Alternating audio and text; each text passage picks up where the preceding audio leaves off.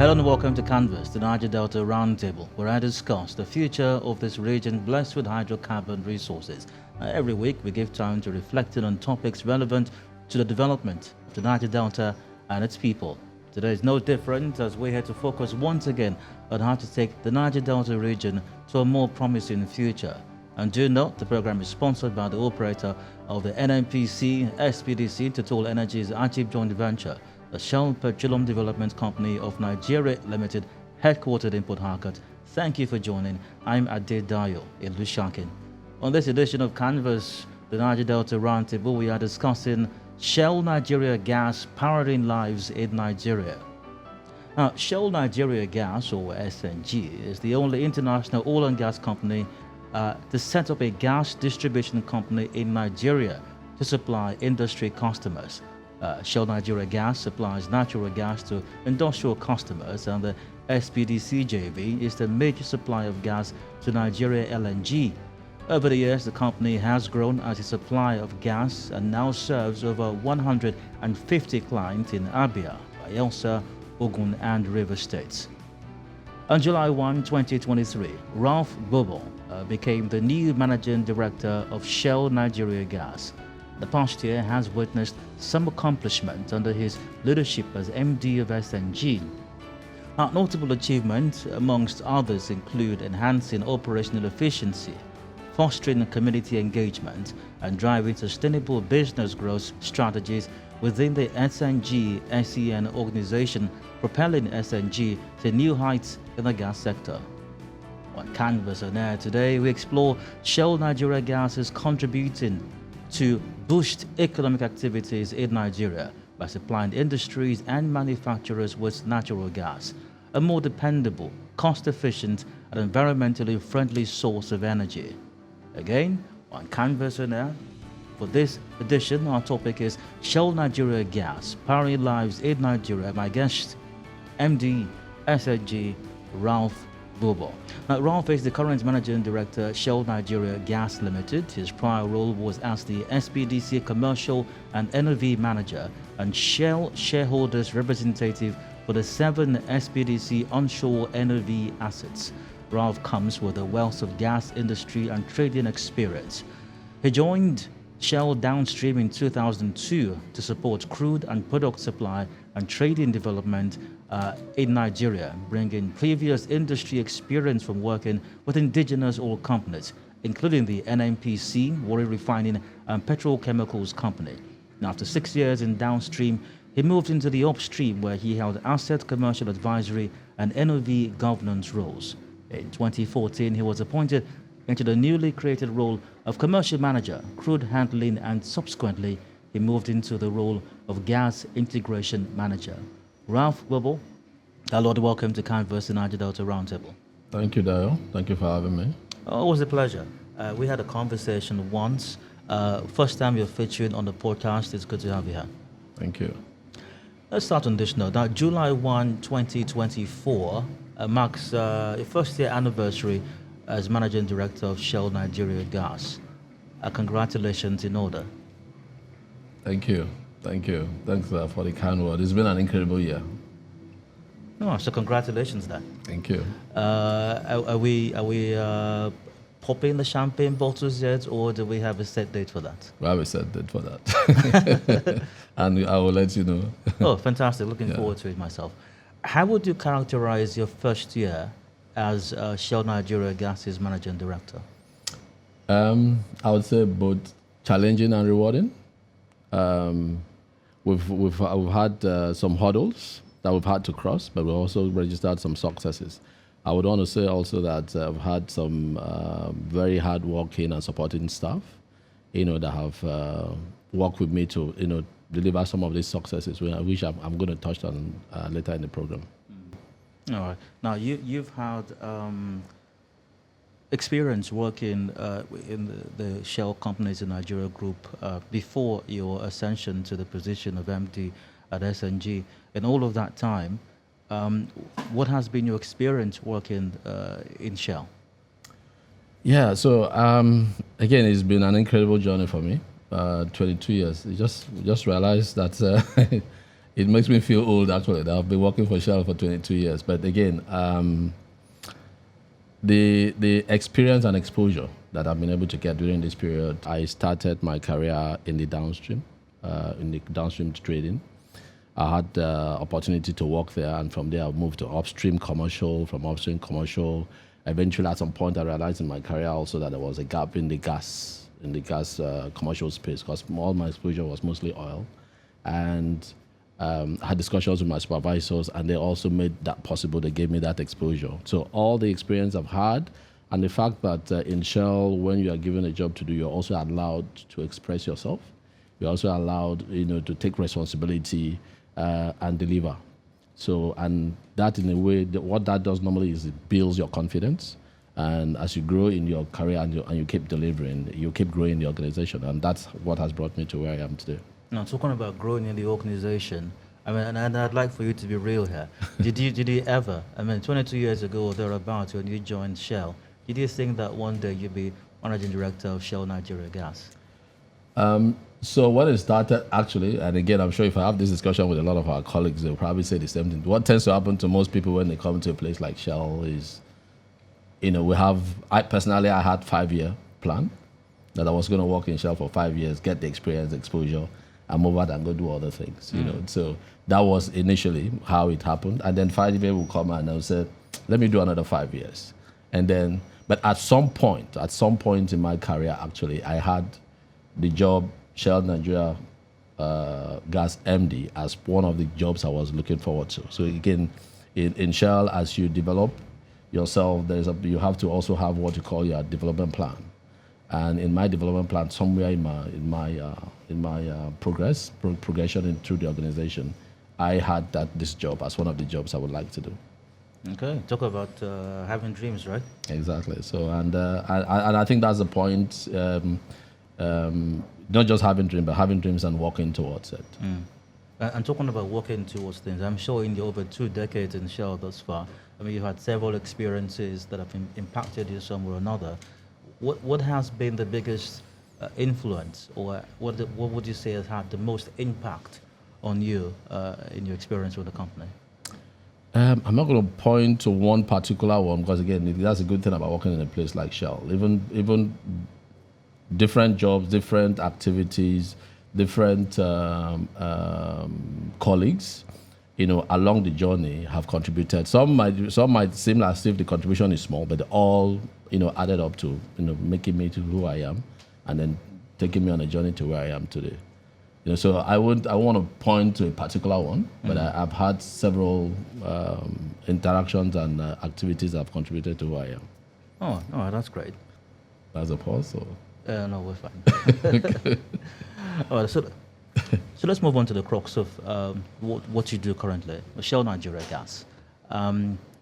For a lot of persons, especially not in the industrial side of things, especially for the vast majority of Nigerians, possibly they might be more familiar with Shell as an entity, or SPDC as the case may be. Shell Nigeria Gas, for the vast majority of persons, may not be an entity that they're quite very familiar with. So what exactly do you do at Shell Nigeria Gas that's different from SPDC or the other companies in the Shell group? Okay, so thank you. So Shell Nigeria Gas is in the downstream gas distribution business. So we distribute pipe natural gas to industrial customers. So our customers are mostly commercial and industrial customers. There are other Shell companies, like you mentioned, who play on different elements or positions in the gas value chain. But we are in the gas distribution business, which is a downstream business. So we are customer-facing business, and our business actually interact mostly with the typical Nigerian industry or manufacturer, who manufacture most of the things that we see in the country. When you mention gas, even those who are not manufacturers of the industrial business or line of things also reckon with the word gas, because most households, or might I say a lot of households, maybe not most, but a lot of households in Nigeria rely on gas on a daily basis as well to meet certain domestic and needs. Does Shell Nigeria Gas contribute or play any role at all in the domestic use of gas in the households in the country? Not directly. So when you talk about domestic gas we use for cooking, that's what we're talking about. And that's liquefied petroleum gas. What we sell is the natural gas. And the difference is that the liquefied petroleum gas usually it's retailed, apart from going into the components, which is which, but bottom line output is gas. But the liquefied petroleum gas is retailed in bottles and sent to people's home. But we distribute by pipeline to our customers. But having said that, a typical Nigerian is also impacted by the products that our customers produce using our gas. So I'll give you a typical example. So one of the most popular household food item is Indomie. And it will interest you to know that we are actually the suppliers of gas to the industry or the factory that produces Indomie. So they use the gas to generate power and to also fire the furnaces, and which is part of the process. I'm just mentioning one, but we have other manufacturers, like people who manufacture tiles, the glass you use for your windows, and many other things, pharmaceuticals, agricultural products as well. So the typical Nigeria, to some extent, is touched by, the items that are manufactured using our gas. Now, Shell companies in Nigeria are partners with other companies in certain different ventures and investments, and even in the area or the field of gas as well. One of those companies or partnerships or investments, if you will, that Shell is making in the gas sector in Nigeria is with LNG. So LNG deals with gas, Shell Nigeria Gas deals with gas, and Shell is an investor, of course, in these two entities. How is SNG different from LNG? Okay, SNG. So when we talk about the Shell relationship first, LNG Shell is an investor, a shareholder in LNG. SNG is 100% Shell. In terms of the business itself, they both deal with gas, but the difference is the market. SNG is domestic market focused, while LNG is export market focused. And because we are domestic market focused, what we do is take the natural gas, pipe it directly to customers in the country. And LNG, because they are the export market focused, they take that gas and compress it, cool it to a form where it is easier to transport, to Europe, for instance. That's why they liquefy it. So all they do is take the same gas that we sell locally, liquefy it, and take it and sell it outside. So at the end of the day, we are in the same business, but it's different market. Okay. Does any of the investments that Shell makes in the gas sector, does it in any way directly? And I know you've described how that we service industrial businesses, manufacturers who produce certain products to meet end users' requirements. But do any of our activities in any way directly impact the end users and domestic consumers, that is, in any way at all? So it will be the product. It will be the products that our customers produce. Yeah, the items that our customers produce. Like I mentioned, it's a long list, but there's hardly anything any home you go to that you will not find something that is produced using gas as either a form of energy or a raw material. And like I said, it could be pharmaceutical. It could be the fast-moving consumer goods like foods and beverages. It could also be the fertilizer, for agricultural use. So there's hardly any home that you go to that you'll not find something that is powered by gas. All right. So since we are in the business of providing or supplying gas to industries, because the issue of power generation and supply in Nigeria, the Niger-Delta inclusive as well, is a very big issue at the moment. We just don't have enough power. So generating more is always a conversation that's on the table. If we're able to do this successfully, servicing the industries that provide this product to end users, do we in any way, does Shell in any way, or Shell Nigeria Gas contribute in any way to providing power for the larger society, or is there any plan to do that in the foreseeable future? Okay, so like I mentioned, most of our customers use, I think from the last time we did the analysis, about 50% of the volume we sell actually go into power generation. We have not gone into agreement with any state government, but we are available to have those kind of discussions. Any power generation company that needs gas, we can actually have a discussion with them. But just so you know that a lot of the power generation companies we have in country actually use gas, but not directly from us. Some they buy directly from the option producers.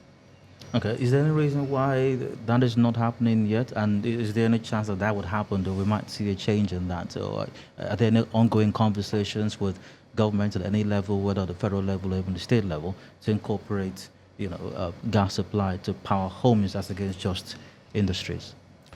Yeah, so some of our, if you talk about powering homes, for instance, some of our customers who are in the compressed natural gas business, take the same gas, compress it, and then they deliver it to homes. They deliver it to estates, and then there are people who provide captive power to estates, and they use those compressed natural gas for that. So I would say right now also that apart from the industrial customer, these are the sector of customers we refer to as commercial customers. So they buy our gas and then they resell them, but they compress them and take them to where is needed, and then that is used to generate power. So in that sense, we are also contributing to power generation in the country. All right. It is Canvas, the Niger-Delta Roundtable, brought to you by SPDC, and discussing with Ralph Gbobo. He's the Managing Director, Shell Nigeria Gas. And it's about a year since he assumed that position. What Shell Nigeria Gas is doing, power lives in Nigeria is what we're discussing right now. We'll take a quick break. We'll return in a moment. The conversation will continue. Do please stay with us.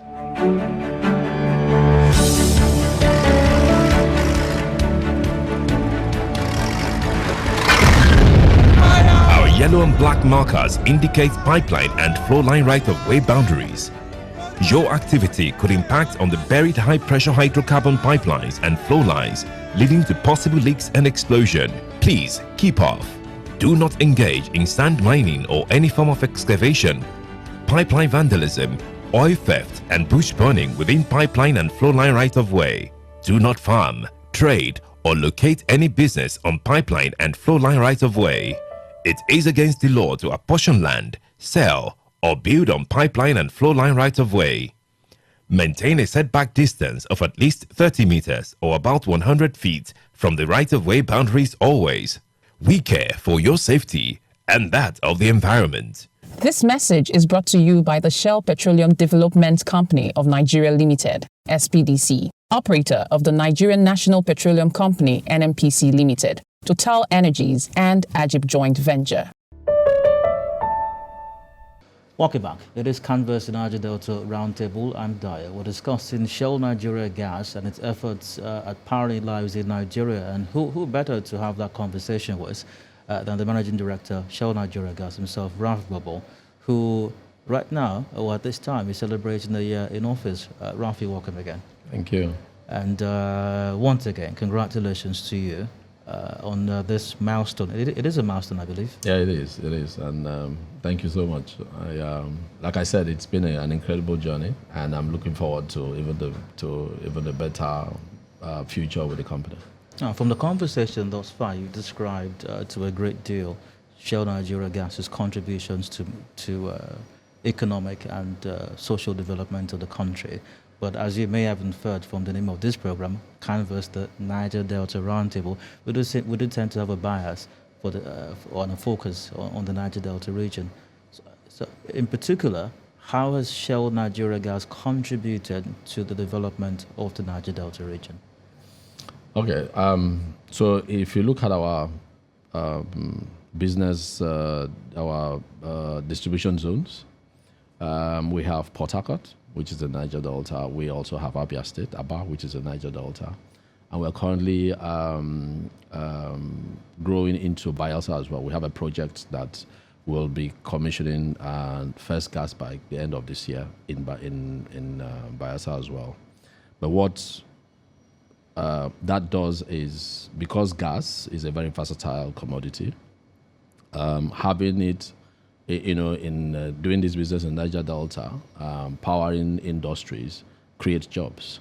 So the more these industries have gas to be able to power their businesses and sell their product, it creates jobs, it creates internally generated revenue for the government as well.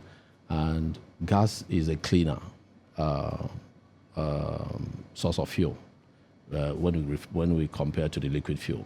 So in that sense, we are also helping to get a cleaner Niger-Delta environment. So in terms of just the business itself, it's a positive contribution to Niger-Delta in the sense of job creation, more money for the government, and better environment. Now, social investment is very key in every sector, really, but maybe even more so in the oil and gas sector, because understandably, all eyes seem to be on whatever happens in the oil and gas industry in Nigeria. And considering the volume of resources, not just the minerals themselves, but even what is realized from the sale of these resources, that even lends further attention to what happens, especially social services and social investments. Now, that said, what has been Shell Nigeria Gas's social investment footprint like in the Niger-Delta region? Okay. Again, we've made some significant contribution, but I would say directly and indirectly. But I'll start with indirect contribution. So, the Shell companies in Nigeria have a committee that looks at social investment, and you understand why, because we have different Shell companies, and we operate almost in the same environment. So so that we're not falling over each other trying to do the same thing. We have this committee where at the beginning of every year we sit down and work out which company will do what and how do we contribute to make sure that, particularly Niger-Delta, gets the right form of social investment. So that happens on a yearly basis, and we make our contribution. But directly in our area of operation as well, we do targeted interventions. Basically, usually it has to do with youth empowerment, around education, also helping young people to get some kind of vocational training and things like that. And a couple of in our area of operation, we've actually had some recognition by traditional rulers and non-governmental organizations who have recognized what we've been doing to be able to help. So we've been doing a lot, but of course, it's never enough. There's always a room for improvement. But so far, I'm very, very satisfied with what we've been doing so far with our communities. Now, still talking about Shell, of course. I mean, the conversation is primarily about that today, at least. There's been a lot of talk. Shell has been on the news lately, more than usual, if you will, because of a certain divestment.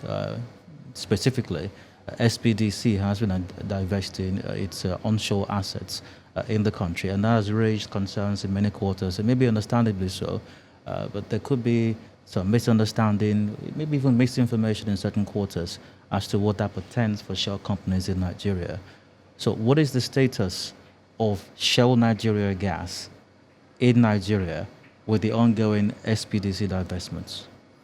Okay, I think the simple answer is that it doesn't affect Shell Nigeria Gas. But I also would like to clarify, because I've had these questions thrown at me a couple of times, and I'm sure other Shell leaders also get the same question. The general perception is that Shell is leaving. And I think the fact that we are here, and from what I've said, what we are doing, we are actually investing. Shell Nigeria Gas is investing in a project in Bayelsa State. We are invested in a project in Oyo State. And we're actually even applying for distribution licenses in other areas, other parts of the country. So we are here. We are actually expanding and growing our business. So that's the story of Shell Nigeria Gas. But a bit more light on the item on the issue of SPDC divestment. I think it also, just giving some kind of context to it, is the fact that the upstream business that SPDC is moving out from is the onshore business. We do have offshore business which is operated by SNEPCO, and that is also that's also here, and we'll hear from time to time of investment by Shell in that area as well. Now, speaking of investments of Shell Nigeria Gas in the country, a much talked about one quite recently. Shell Nigeria Gas signed some agreements with the Oyo State government recently. It's quite monumental from information that's been circulating. Could you shed some light on that situation? Okay, so that's something that, again, was a 5-year journey that started in 2019. at some point, after we established our heartlands and growing organically in those places, we just thought, what more? Where else can we establish our business? And there was an initiative to look around to see where would be the next heartland for us. And eventually, we landed in Ibadan. And it so happened that same year as well, there was a new government in place, and that government also, put together some kind of economic reform that will help to industrialize the state. And on their own, they recognized that they needed to have gas as a catalyst for that reform. So independently, while they were doing theirs, we were doing our own bits. But at some point, we arrived at the same conclusion that we wanted to bring gas there, and they wanted gas. So by the time we met, the synergy was already there. So it was easy for us to align on what we wanted to do. So in summary, it's a 20-year agreement that we've entered with the Oyo State government, to build gas distribution infrastructure in Ibadan, in about 9 local governments of the state. We will operate for those 20 years, and at the end of the 20 years, we will hand over the asset to Oyo State government. They will own the asset, and then we will decide if we want to continue to operate it or not under a different agreement.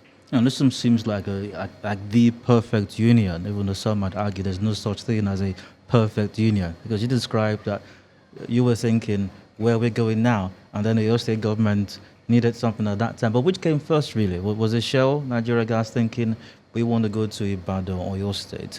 Did that come first? So I think maybe a case of chicken and the egg, which came first there, or was it the Oyo State government? No, I would say ours came first because we started the process before the Oyo State bits happened when they came into government. I would say ours came first, and we actually approached them, And by the time we went to them, they were also ready for what we were offering. Now, what are some of the other final details of this agreement reached with the Oyo State government? Like I said, it's a 20-year build. It's a build, operate, own, and transfer. So we will build, own, operate, and transfer a gas distribution infrastructure. In the area of coverage is 9 local government areas within around the Ibadan area. Within that period, we will recover the costs of our investment. But at some point, the Oyo State government will also share in the margin. But at the end of that 20 years after we recovered our cost, the asset will be transferred to them. They will take over the asset, and then we will probably stay back. But when we get to that point, we will have a decision to make whether we want to stay back and operate it or not.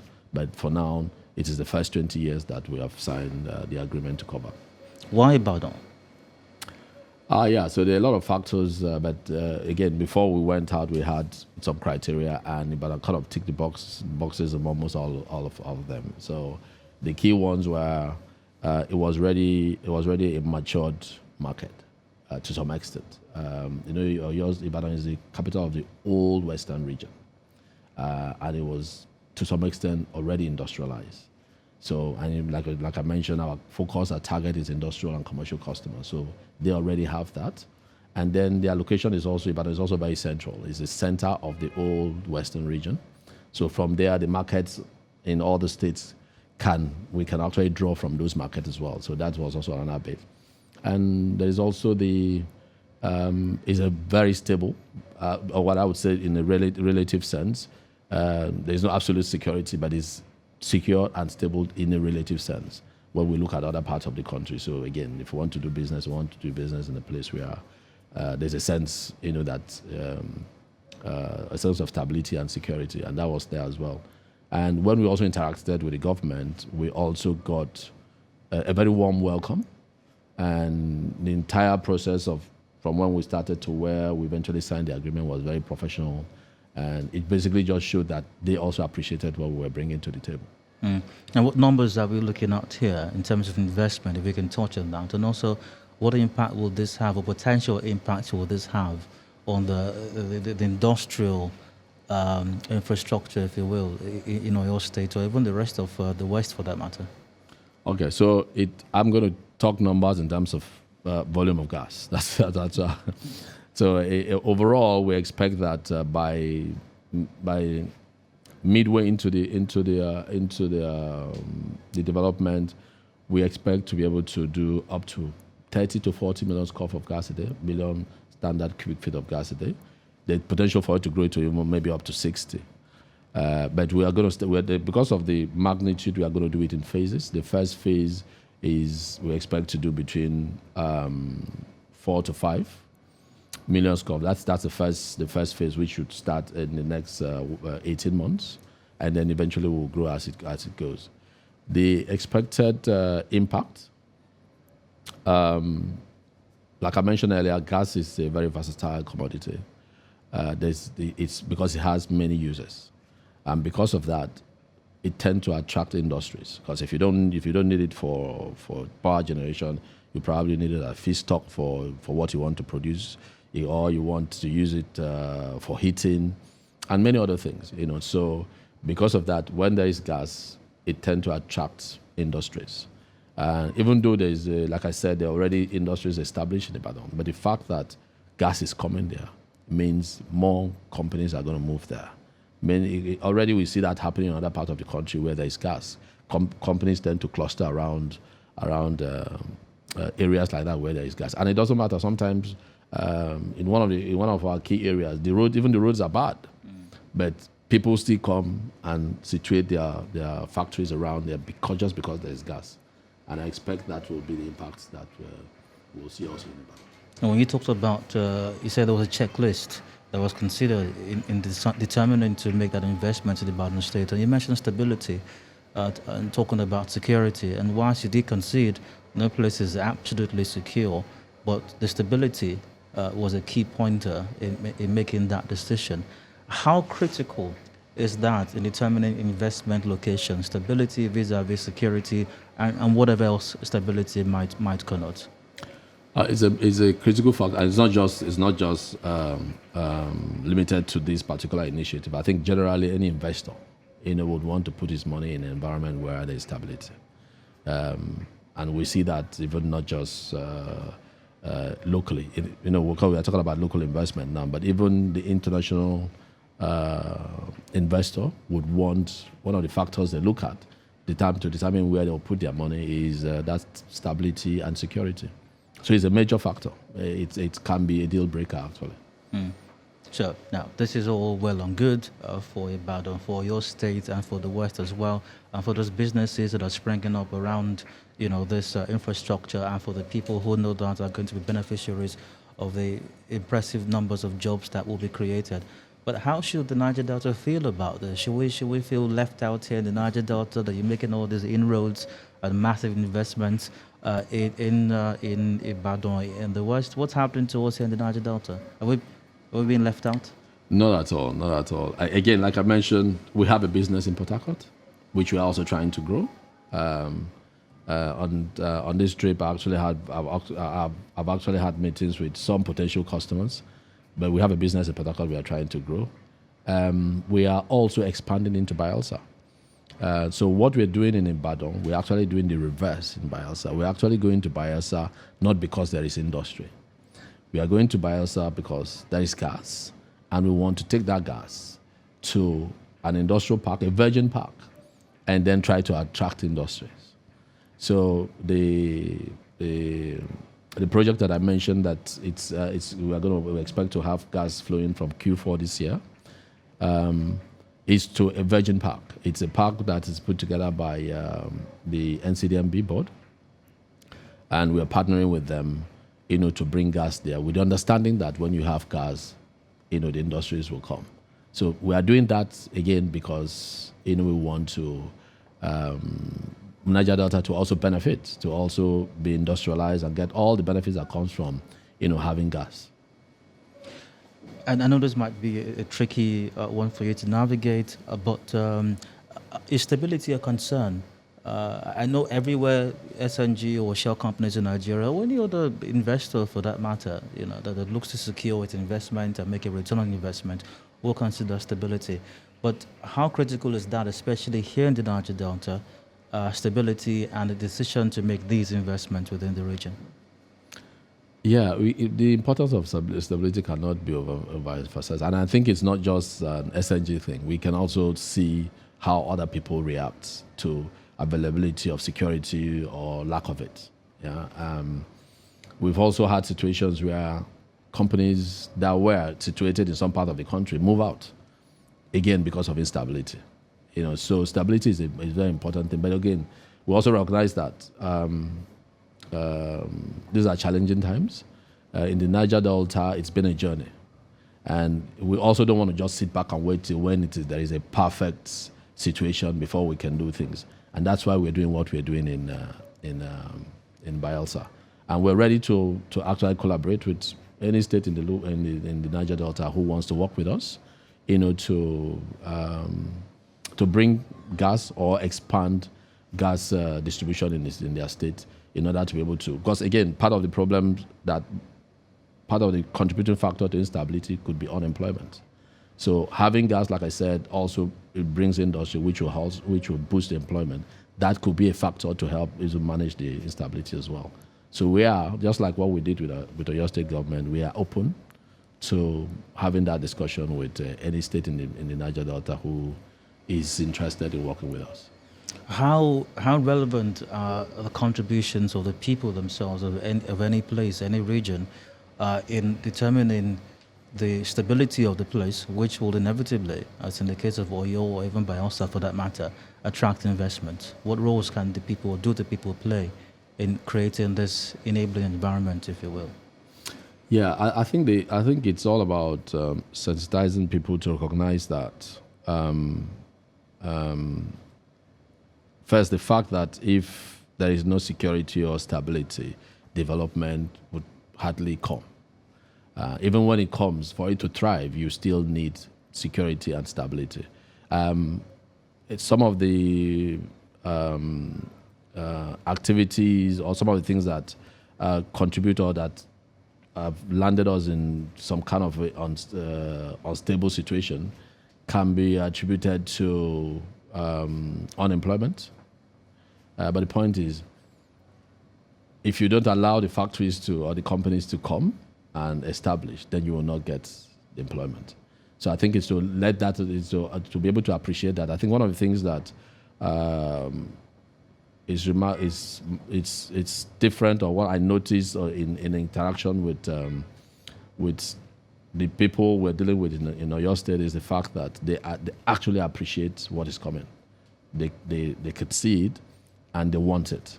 And you see, everybody in one little way or the other is trying to see what they can do to enable it, because they know the benefit, they know what it's going to bring, and that's the kind of mindset I would also like for us to embrace here.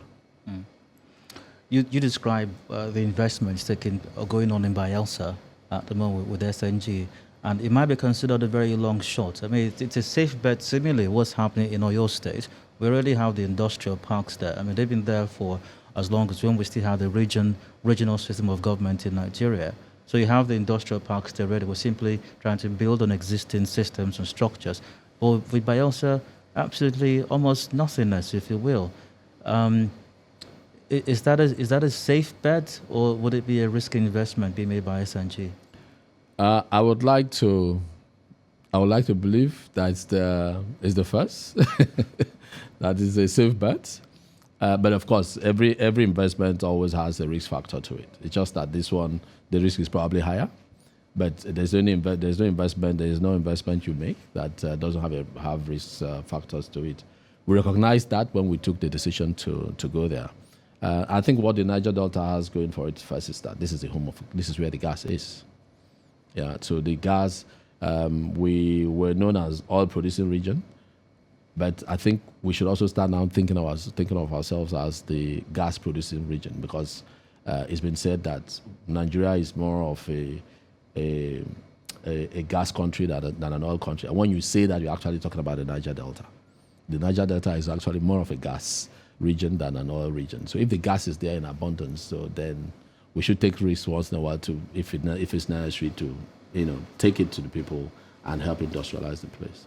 There is a narrative being spread or held, perception by some persons in the populace, that shell companies in Nigeria prefer to make investment in other parts of the country than where the resource is actually coming from, at the Niger-Delta region, where we have maybe the vast reserves of oil and gas deposits, and it's because a lot of people in shell companies in Nigeria, maybe including SNG, are from other parts of the country and not the Niger-Delta region, and that's why they're taking all our investment, taking all our money, all our gas, setting up factories and making investments in the west and other parts of the country. Is that truly reflective of the state of things? I wouldn't say no. I don't think that's the case. Again, this is what we just described about our project in Bayelsa. I think basically answers the question. Unlike Oyo State, where we needed to see something on the ground, to make the decision to invest. Like I said, in Bayelsa, we're actually investing, taking gas to a virgin park. And the expectation is that when we do that, we will now attract the customers. So I don't think it's correct. I understand that those perceptions are there, but the point is, Nigeria is Nigeria. Again, if there's a good opportunity in another part of the country, we will also go there and try to get value from it. Of course, we're in business to make money. And as to the leaders of the company coming from other part of the country, I'm from Niger-Delta. I'm actually from Rivers State. I am from Bile in Digema local government area of Rivers State. My mother is from Akwa Ibom State, which is also, so I'm Niger-Delta through and through. So, and I think that basically answers the question. Yeah, but if I may reference your attire today, the tilt and the slant of your cap looks like something that emanated from Ibadan.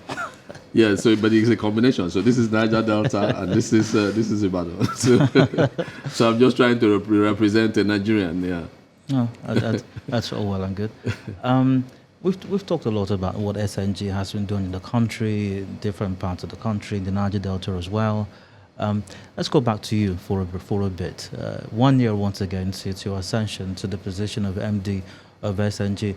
What would you say are the highlights or the high points of your management of the company since you became MD? So it's been a wonderful journey. I'll just mention a couple of things that I think I would like to point out as highlights for me. And I think the top on the list is safe operation. So when I came on board, we had about 2 years plus of what we call goal zero, which is zero harm to person, zero harm to environment. And the fact that we've been able to steer the ship of the company up to this point, maintaining that same goal zero. So we've moved it now to 3 year plus of no harm to person, no harm to environment, that's very critical. So I will pick that as one of them. Aside from the Ibadan project, which is like the major one everybody talks about, the Bayelsa one that I've talked about, being able to mature that project to the point where we are now certain by the end of this year we will reach mechanical completion, ready to flow gas, is also another highlight for me, because again, it means if we have a customer by December, we'll give that customer gas. That's also another highlight for me.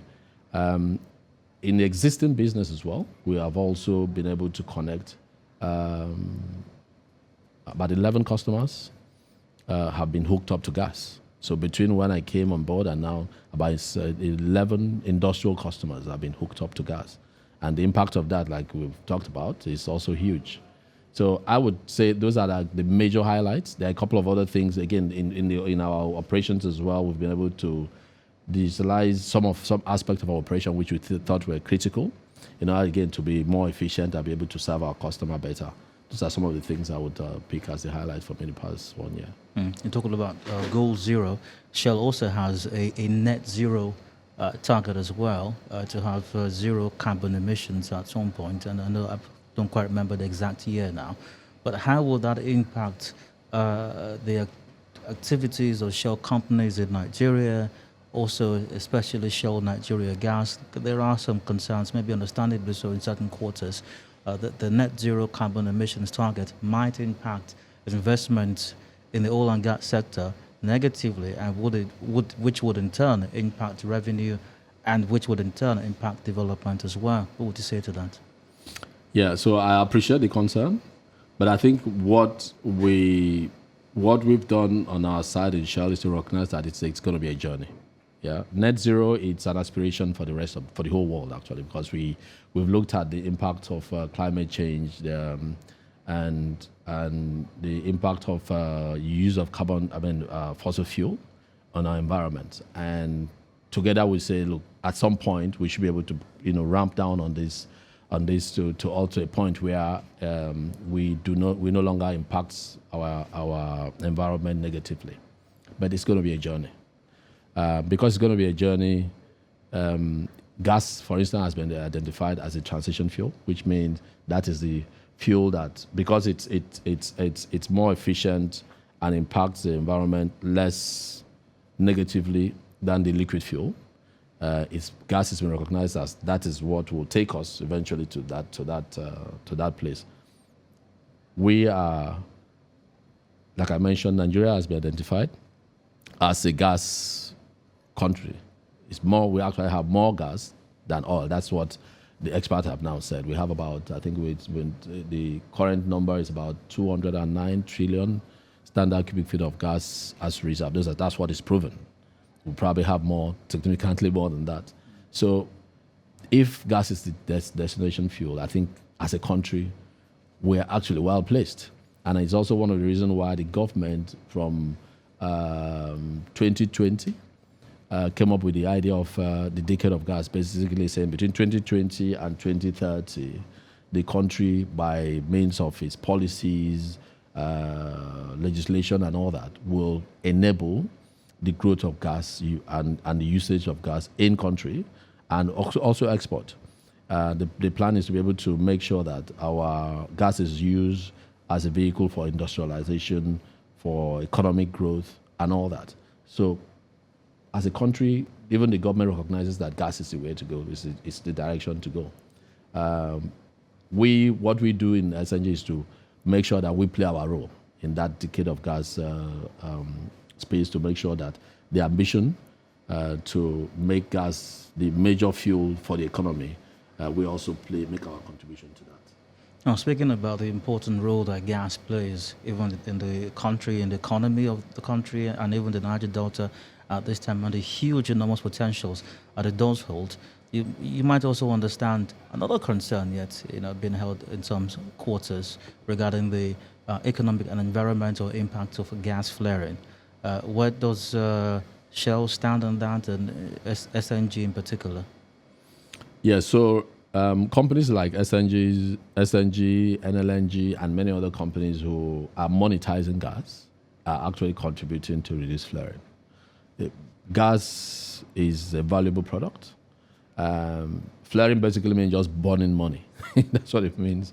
Because you're burning gas, you're burning money.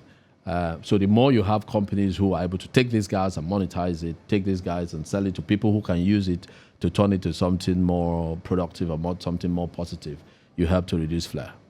So in that sense, I would say that we as SNG, we are also doing our bit to help to reduce gas flare. I can't help but go back to the Bayelsa situation, because even though we moved away from it twice, I keep going back there in my head. This humongous investments being made there, I have no doubt they are humongous. A virgin park, you say, what are the projections exactly? Because once again, like the Oyo State scenario, where we already know the companies that are there, and we can easily maybe chart some kind of a map as to what the progression would be like. What are the projections for Bayelsa? We don't have an industrial park, it's virgin, as you say. Once again, what are the projections? So what we want to do with Bayelsa, or what the plan for Bayelsa first, is to attract the companies commercial customers, if you want to call them that. Yeah, like I said, companies who use compressed natural gas in order to be able to sell to maybe power generation companies and people who basically need gas, but there is no pipeline to take gas to them. So because we know we are in Bayelsa, but we recognize that people may need gas in some part of even Rivers State, some part of other states around them. But with the collaboration with the CNG companies, they could take this gas and try and compress it and then supply to these other businesses as well. So in that sense, it's what we call in the gas business a virtual pipeline. So we are going to do the physical pipeline to the park, establish some kind of arrangement with the compressed natural gas companies, and they will now be able to deliver it to people, to places where it is needed. The expectation is while that is the starting point, while that is happening, gradually we will also attract some manufacturers to come, coexist with us and also form a bit of an industrial cluster. It will take a bit of time. We are aware of that, but again, we had factored all that into our economics and taking this. And the future does look bright. And you mentioned time; it will take a bit of time. Speaking of time, you mentioned that you had a 5-year plan when you joined Shell 5 years ago. That 5-year plan has morphed into 22 years. Now you're Shell MD. What is, pardon me, SNG MD, pardon me. What is the plan now? Do you have another 5-year plan? Or what does the future portend for Ralph Gbobo with SNG? I think for now, my focus is to, like I said, this job comes with a lot of challenges. There are a lot of things. We are right now in the middle of even working out our business plan. The focus for me now is to make my contribution and see what to do to solve the challenges that I've met, and then we'll see how things go. All right. Now, I'm certain that there are not a few, quite a number of young, and maybe not so young, Niger-Deltans and other Nigerians who are watching this conversation right now, who are thinking, I'd like to work in a Shell company in Nigeria someday. Can they aspire to someday join the company and maybe hope that 10, 22 years down the line, they might become MD of SNG or some other Shell company in Nigeria? Why not? They can aspire to, I think it's, I'm a good example, but actually there are other Nigerians who have even gone, they've actually risen higher than where I've gotten to today in Shell. So that's a good thing about a company like Shell. It gives everybody opportunity. So if first the individual has to be hungry for it and show that by performing, delivering on the jobs that they are given. So for a young person, first is start from your school. Make sure that if that's the aspiration, make sure that you do well. Like it's always been said, everything you pick to do, make sure you do it well. And typically, it's not just about even becoming a Shell MD. Typically in life, if you have the habit of delivering on whatever you're given and delivering and doing well, somehow you will keep growing. Because even if it's not noticed immediately, at some point, it will be difficult to ignore you. It will be difficult for people to ignore you if you are known, to deliver on everything that you're given. Of course, once in a while you may have some things to learn from. Maybe you didn't go very well, but you learn from it and keep improving. So continuous improvement, delivering on whatever it is that's been handed to you, and also having the ambition to grow yourself, to develop yourself. If you have that, and just get some mentors as well. It's very important to have mentors. I have had a couple of mentors in my career. It doesn't necessarily have to be somebody in your organization, but somebody who's more experienced that you can use as a sounding board to provide you the guidance and direct you, because as a young person, because you don't have the experience, sometimes you don't know which way to go. So having a mentor and having somebody that you have that discussion with is also very important. But overall, I would say all young Niger-Deltans aspire and dream, but don't just dream and sit back. Dream and work on those your dreams. Do you have any closing remarks? Closing remarks. So we've talked a lot about Niger-Delta, so I think I would just channel my closing remark to Niger-Delta. So we had the oil, we still have the oil, but we also have the gas. So there is no reason why we can't use it to develop the Niger-Delta. But a lot of it also has to be with a mindset change. So we all now need to think of how do we make this gas thing work. So the story has moved from oil now to gas. Oil is still there, but focus is gradually moving to gas. Let's make sure that we learn our lessons from the oil era and apply those lessons to make sure that we this gas is also used to the benefit of all Niger-Deltans and for the development of the region. Oh, thank you. Congratulations again on the 1 year in office. Wish you the very best. Thank you so much. And that's a wrap on this edition of Canvas in Niger-Delta Roundtable. We have discussed Shell Nigeria gas powering lives in Nigeria and indeed the Niger-Delta as well. I've had the pleasure of speaking with Ralph Gbobo. He's the Managing Director, Shell Nigeria Gas. He spent a year in office and does look like the future is bright as far as Shell Nigeria Gas's contributions to the Niger-Delta and indeed all of Nigeria. Thanks for joining us at this edition of the program. I'm Adi Dayo Elushake. Do have a good day.